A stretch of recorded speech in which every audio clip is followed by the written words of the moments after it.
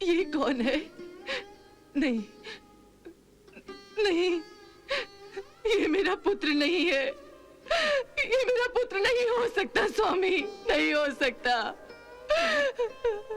क्या अब तक मेरा पुत्र श्री कृष्ण से युद्ध कर रहा है, तो आप उसे युद्ध भूमि में अकेला छोड़कर क्यों चले आए? आप उसे साथ लेकर क्यों नहीं आए स्वामी, क्यों नहीं आए? कैसे कहूं मायावती, कैसे कहूं? हमारे पुत्र मायासुर को वीर गति प्राप्त हुई है। धिक्कार है आप पर, धिक्कार है आपके बल पर। आपके सामने आपके पुत्र का वध होता है और आप उसकी रक्षा भी नहीं कर सके। कैसे पिता है आप, कैसे पिता है आप? ये शंबरासुर प्रतिज्ञा करता है, किस प्रकार कृष्ण ने मेरे पुत्र को मुझसे छीना है, उसी प्रकार कृष्ण के पुत्र को मैं छीनूंगा। पुत्र की मृत्यु के वियोग में जैसे मेरी पत्नी शोक मना रही है, उसी तरह से कृष्ण की पत्नी भी पुत्र वियोग में शोकाकुल हो जाएगी।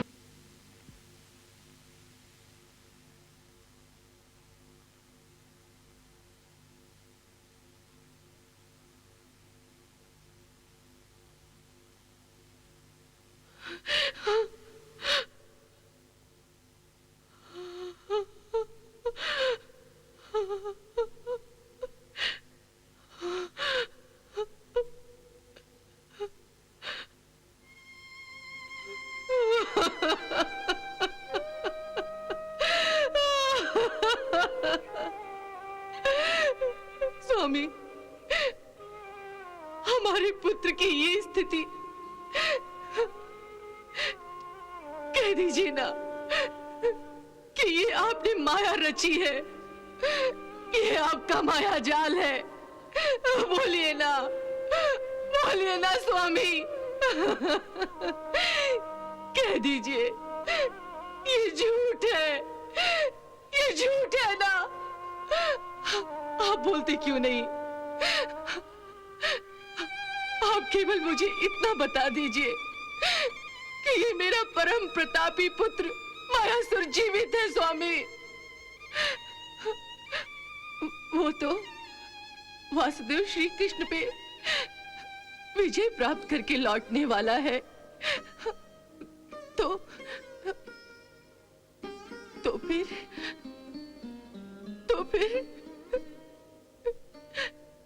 ये कौन है?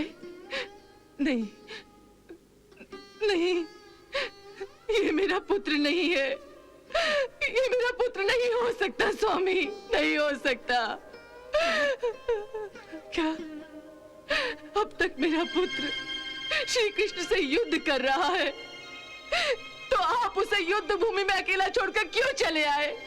आप उसे साथ लेकर क्यों नहीं आए स्वामी, क्यों नहीं आए? कैसे कहूं मायावती, कैसे कहूं? हमारे पुत्र मायासुर को वीर गति प्राप्त हुई है। हाँ मायावती, हाँ। नहीं नहीं, ये नहीं हो सकता, नहीं, ये नहीं हो सकता स्वामी, ये नहीं हो सकता। मेरा पुत्र तो अजय है, हाँ मेरा पुत्र अजय है। होश में आओ मायावती, होश में आओ। पुत्रवध का दुख हमें भी हुआ है। मायासुर हमारा भी लाडला पुत्र था।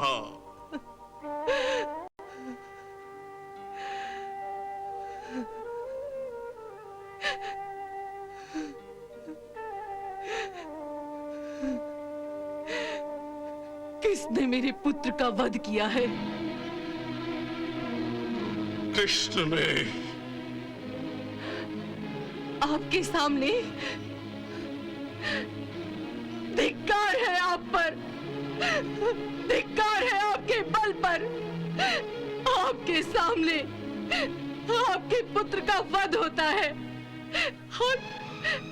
और आप उसकी रक्षा भी नहीं कर सके। कैसे पिता है आप? कैसे पिता है आप?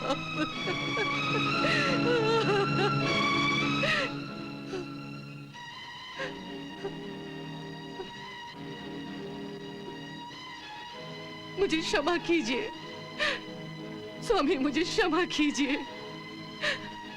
आज आवेश में मैंने आपका अपमान किया है। मुझे क्षमा कीजिए स्वामी, मुझे क्षमा कीजिए। मायावती, अब शोक करना बंद करो। जिस कृष्ण ने मेरे पुत्र का वध किया है, आप उसे क्या दंड देंगे? जब आप उसे दंड देंगे तभी मेरा शोकग्रस्त मन शांत होगा स्वामी, तभी शांत होगा। मायावती, ये शंबरासुर प्रतिज्ञा करता है किस प्रकार कृष्ण ने मेरे पुत्र को मुझसे छीना है, उसी प्रकार कृष्ण के पुत्र को मैं छीनूंगा। पुत्र की मृत्यु के वियोग में जैसे मेरी पत्नी शोक मना रही है, उसी तरह से कृष्ण की पत्नी भी पुत्र वियोग में शोकाकुल हो जाएगी। ये मेरी प्रतिज्ञा है, ये मेरी प्रतिज्ञा है।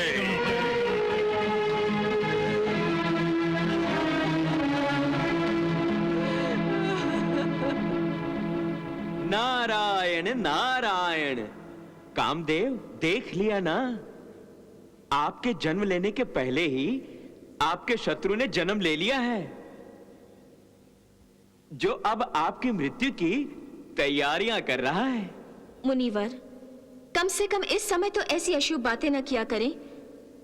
लाखों वर्षों से मैं केवल इसी शुभ घड़ी की प्रतीक्षा कर रही थी। वो शुभ घड़ी जब प्रद्युम्न का जन्म होगा और मेरे सुहाग को शरीर मिल जाएगा।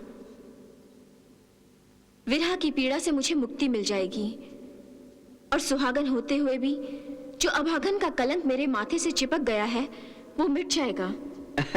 ये कलंक तो उस समय मिटेगा देवी, जब कामदेव प्रद्युम्न के रूप में शंबरासुर का वध करेंगे। मैं प्रद्युम्न कब बनूंगा? कब मेरा जन्म होगा? वो समय आ गया है कामदेव। यही शुभ समाचार देने के लिए ही मैं आप दोनों के पास आया हूं। परंतु ये शुभ समाचार भी आप अशुभ भूमिका से सुना रहे थे। कह रहे थे कि शंबरासुर इनकी मृत्यु की तैयारियां कर रहा है। नारायण नारायण, मेरे वचन शुभ अशुभ दोनों होते हैं। किसी के लिए शुभ तो किसी के लिए अशुभ। अब किसके भाग्य में क्या आएगा उसका निर्णय तो केवल उसका प्रारब्ध ही कर सकता है। इसलिए आप मेरी बात का बुरा मत मानिए देवी। परंतु ये तो बताइए मुनिवर, मैं फिर से जन्म कैसे लूंगा? महादेव की भविष्यवाणी के अनुसार आप कृष्ण पुत्र के रूप में देवी रुक्मिणी के गर्भ से जन्म लेंगे कामदेव। देवर्षि, मेरे नाथ का जन्म लेने का शुभ कार्य कैसे संभव होगा? श्री कृष्ण की इच्छा और आज्ञा से ही संभव होगा। और श्री कृष्ण की आज्ञा लेने के लिए आप दोनों को पृथ्वीलोक पर शीघ्र ही जाना होगा। हम अति शीघ्र ही जाएंगे। नारायण नारायण।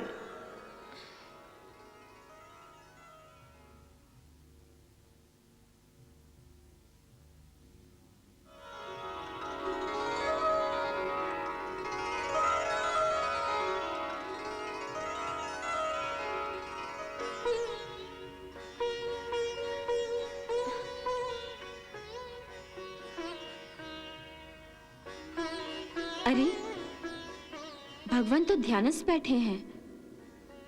तो क्या हुआ? मैं अभी जगा देता हूं उन्हें। नहीं नहीं, फिर वही भूल करना चाहते हैं जिस भूल ने आपसे आपका शरीर छीन लिया था। याद रखिए, आप यहाँ अपना शरीर पाने आए हैं, खोने नहीं। आश्चर्य है देवी, मेरे शरीर के खो जाने का भय अब भी आपको है, परंतु अब मेरे पास शरीर तो रहा नहीं, सो अब क्या खोऊंगा? शरीर न सही, पर इस शरीर की निशानी तो है। जीने के इस सहारे को मैं खतरे में नहीं डाल सकती। परंतु देवी रति श्श!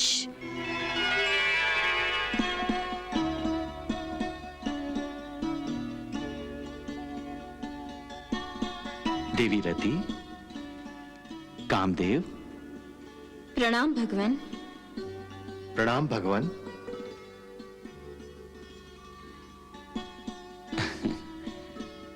सुखी भव।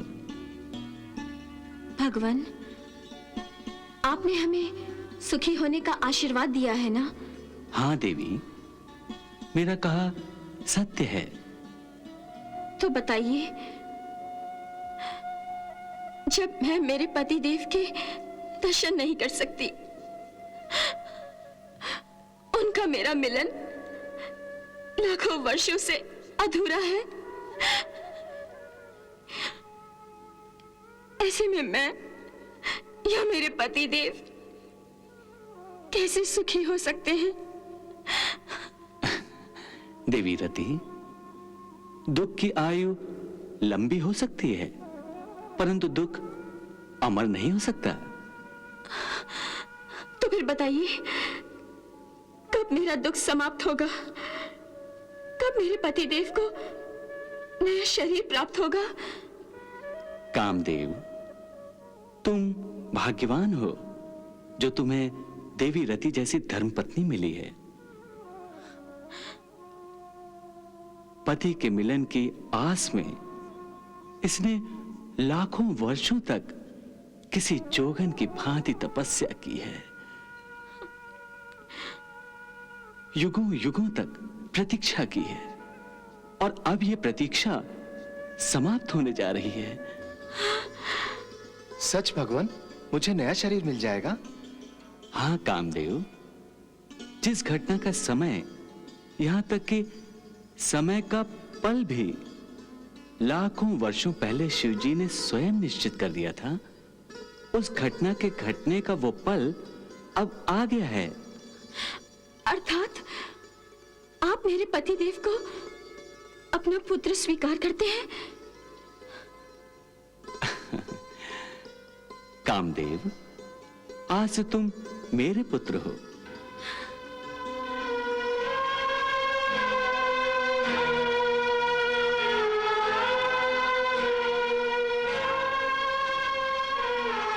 धन्यवाद भगवान। भगवान, आपके इस उपकार के लिए मैं सदा आपकी आभारी रहूंगी। अपने पुत्र या कुल वधू के लिए कुछ करना उपकार नहीं होता देवी रति। जब कामदेव हमारा पुत्र बनने जा रहा है, तो इस नाते तुम हमारी बहू ही तो बनोगी ना?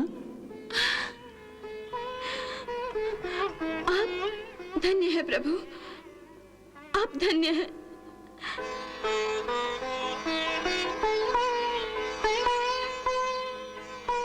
कामदेव, मेरा पुत्र बनने के लिए तुम्हें अपनी माता लक्ष्मी के शरीर का एक अंग बनकर जन्म लेना है।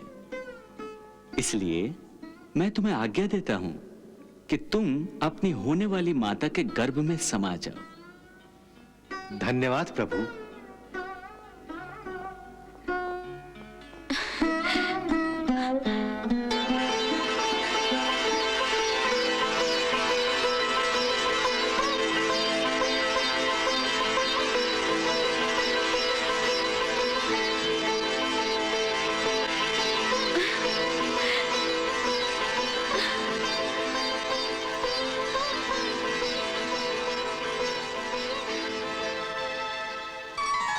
नारायण नारायण।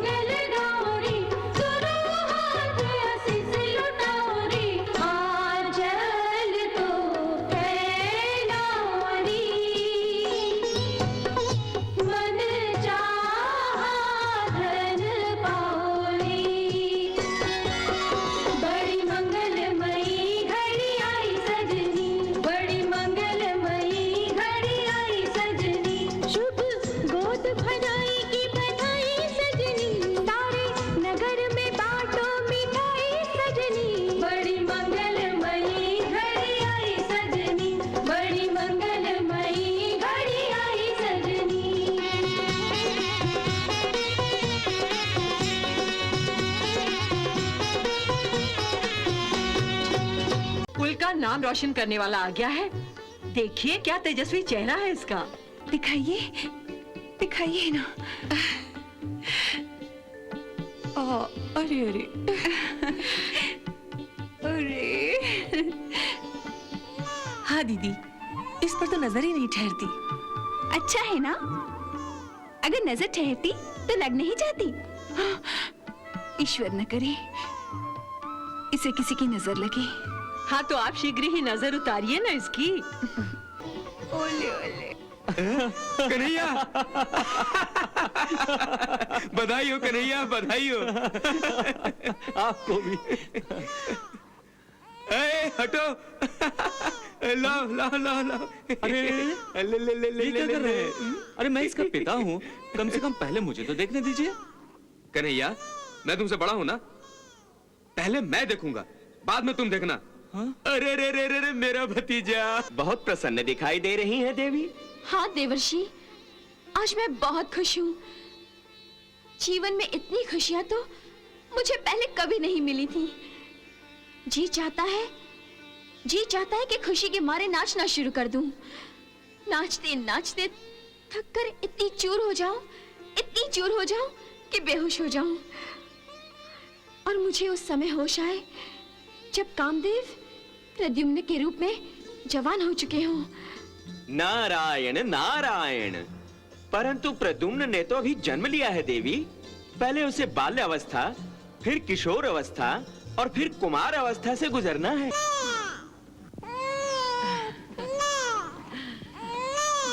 पुत्र हुआ है, पुत्र।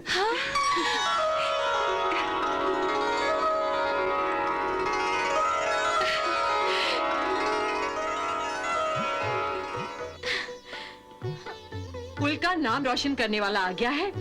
देखिए क्या तेजस्वी चेहरा है इसका।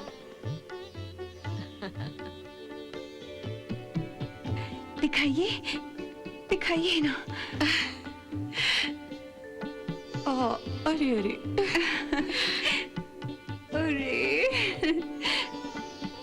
हाँ दीदी, इस पर तो नजर ही नहीं ठहरती। अच्छा है ना? अगर नजर ठहरती तो लग नहीं जाती। ईश्वर न करे इसे किसी की नजर लगे। हाँ तो आप शीघ्र ही नजर उतारिए ना इसकी। अरे इस पर तो मैं स्वयं वारी जाऊं।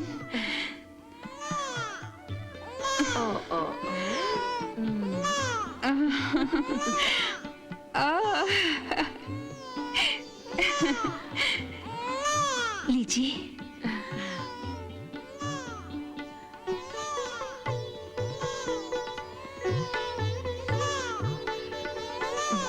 वाह देवी माँ वाह, माँ हो तो आप जैसी। अरे अरे, ये केवल दीदी का ही पुत्र नहीं, ये तो मेरा भी पुत्र है।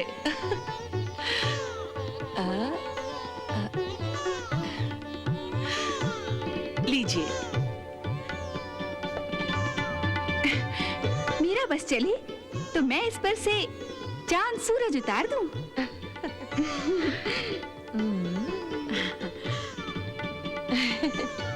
दीदी, इस सूरज को कब तक अपने आंचल में छुपाए रखेंगी?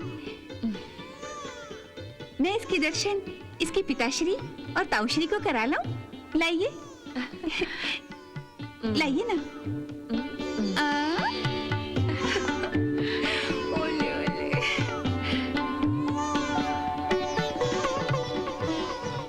ओले ओले। कन्हैया, बधाई हो कन्हैया, बधाई हो। आपको भी। ए, हटो। लाओ लाओ लाओ लाओ। अरे ले ले ले ले ये क्या ले कर ले। रहे हैं? अरे मैं इसका पिता हूँ, कम से कम पहले मुझे तो देखने दीजिए। कन्हैया, मैं तुमसे बड़ा हूं ना, पहले मैं देखूंगा, बाद में तुम देखना। हाँ? अरे रे रे रे रे, मेरा भतीजा। अरे अरे ये क्या कर रहे हैं दाऊ भैया?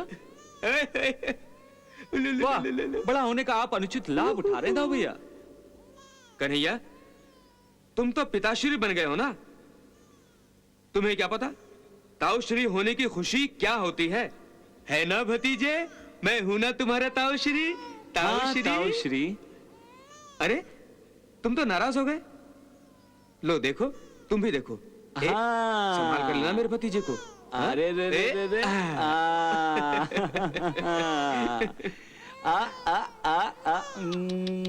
दाऊ भैया, इसे देखने से तो ऐसा लग रहा है कि ये मेरे जैसा बुद्धिमान है। कन्हैया, तुम बच्चे की प्रशंसा कर रहे हो या अपनी? हाँ, मतलब तुम बहुत अच्छी तरह से समझते हो कन्हैया। अरे देखो मेरे भतीजे को, ये तो मेरी तरफ बलवान है, बलवान। हाँ। है ना भतीजे? देखो देखो देखो। अरे अब पिताश्री और ताऊश्री अपने पुत्र और भतीजे के गुणों का बखानी करते रहेंगे या इसे मुझे वापस भी देंगे? नहीं, बिल्कुल वापस नहीं देंगे। अरे लाइए। नहीं, अरे, नहीं। अरे क्या? इसे दूध पिलाना है। ओह, दूध पिलाना है। जहामंती, इसे दूध जरूर पिलाओ, परंतु इसे माखन बिल्कुल मत देना। हाँ? क्यों? क्यों? अगर इसे माखन की लत पड़ गई तो ये भी हमारे कन्हैया की तरफ माखन चोर हो जाएगा। और फिर पता है, इसकी तीनों माएं इसके पीछे छड़ी लेकर भागेंगी और ये कान पकड़कर कहेगा, मैं नहीं माखन खायो।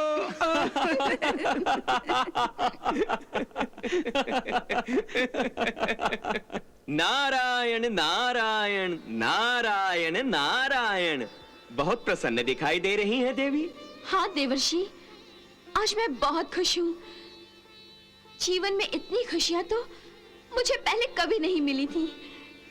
जी चाहता है कि खुशी के मारे नाचना शुरू कर दूं। नाचते नाचते थक कर इतनी चूर हो जाऊं कि बेहोश हो जाऊं।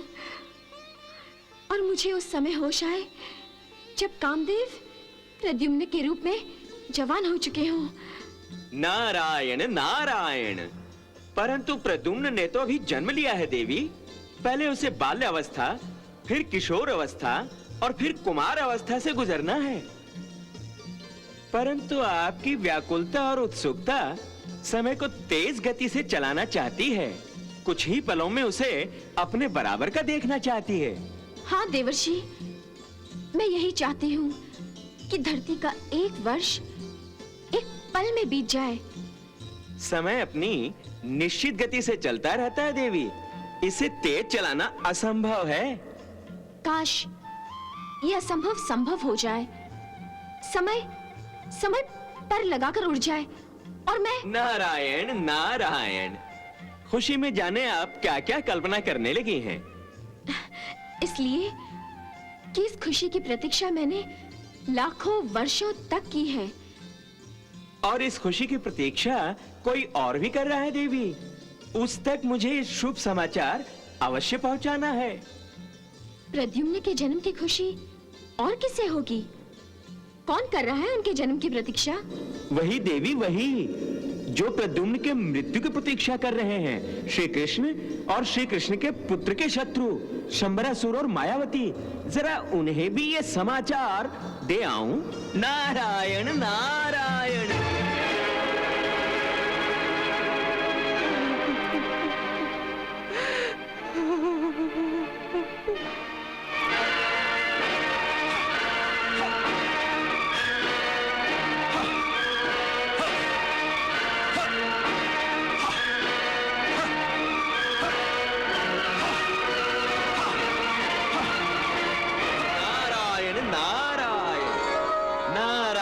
नारायण।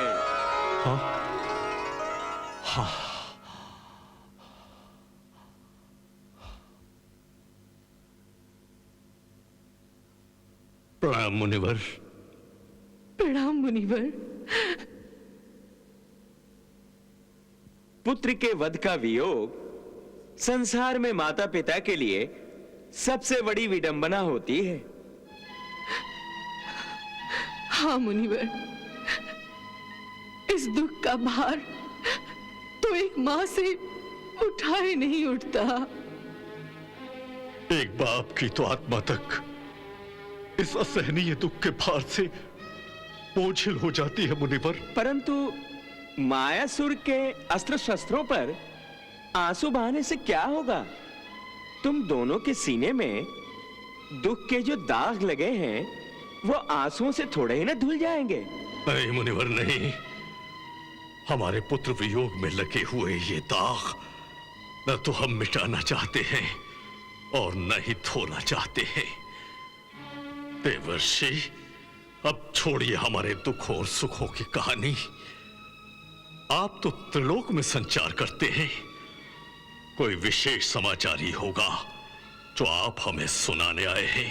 नारायण नारायण, मैं तो ये विडंबना देखकर यहाँ चला आया हूँ कि आपके इस राजमहल में ये शोक सभागृह बना रखा है और उधर श्री कृष्ण के राजमहल में आनंद उत्सव मनाया जा रहा है। आनंद उत्सव मनाया जा रहा है? परंतु किस खुशी में मुनिवर? क्या कृष्ण ने किसी युद्ध में विजय पाई है? नहीं दैत्यराज नहीं, नारायण नारायण। फिर किस लिए द्वारिका में आनंद उत्सव मनाया जा रहा है मुनिवर? हमारे धैर्य की परीक्षा मत लीजिए, अति शीघ्र बताइए क्या समाचार है। श्री कृष्ण की पत्नी देवी रुक्मणी के यहाँ एक तेजस्वी पुत्र ने जन्म लिया है। अच्छा, तो ये बात है न ये शुभ समाचार? नारायण नारायण। निसंदेह मुनिवर शुभ समाचार है ये। इसी दिन की तो प्रतीक्षा थी मुझे। शंबरासुर, ये शुभ समाचार सुनकर तुम्हें भी आनंद हुआ? इससे तुम्हारे विशाल हृदय का परिचय मिलता है।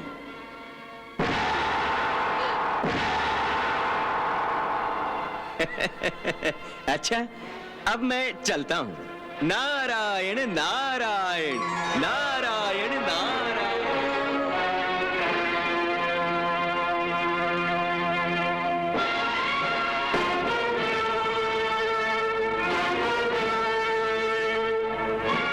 इसी दिन की प्रतीक्षा में तो मेरी तलवार को संग लग गया था, परंतु अब मैं इस तलवार को धार लगाऊंगा। हाँ, अवश्य लगाऊंगा, परंतु जल छिड़क कर नहीं, कृष्ण पुत्र का रक्त छिड़क कर।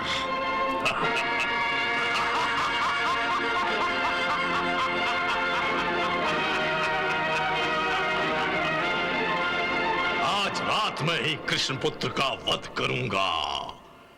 ये बाल वध आज रात ही हो जाना चाहिए।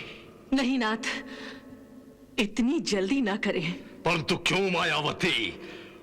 हम इसी दिन की तो प्रतीक्षा कर रहे थे, फिर इस शुभ कार्य में विलंब क्यों? क्यों?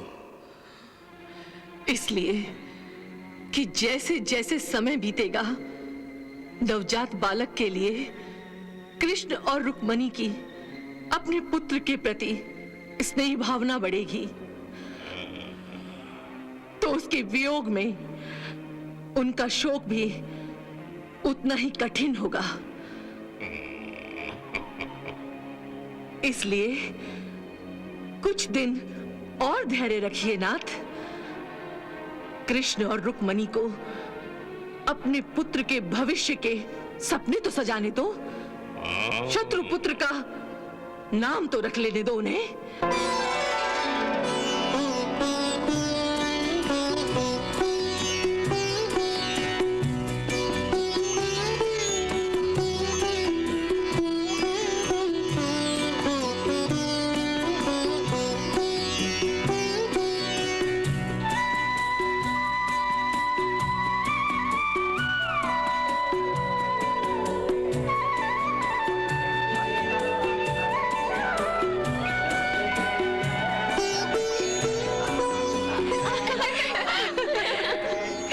अरे वाह, देखो तो। सत्यभामा, क्या कर रही हो? क्यों परेशान कर रही हो इसे? अरे वाह दीदी, नामकरण किसका है? हमारे पुत्र का। और वो इस तरह सो रहा है, ये क्या ठीक है? हाँ दीदी, सत्यभामा ठीक ही तो कह रही है। क्या सुभद्रा? बिल्कुल ठीक। मेरे भतीजे को भी तो पता चलना चाहिए कि उसका नामकरण होने वाला है। सुभद्रा।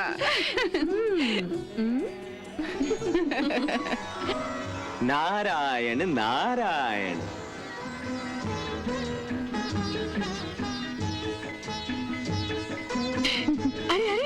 दीदी देखो, मेरा पुत्र मुस्कुरा रहा है। हाँ, वो कह रहा है कि मैं आप तीनों के पक्ष का हूँ। गुरुदेव, मेरे पुत्र का नामकरण क्या करेंगे?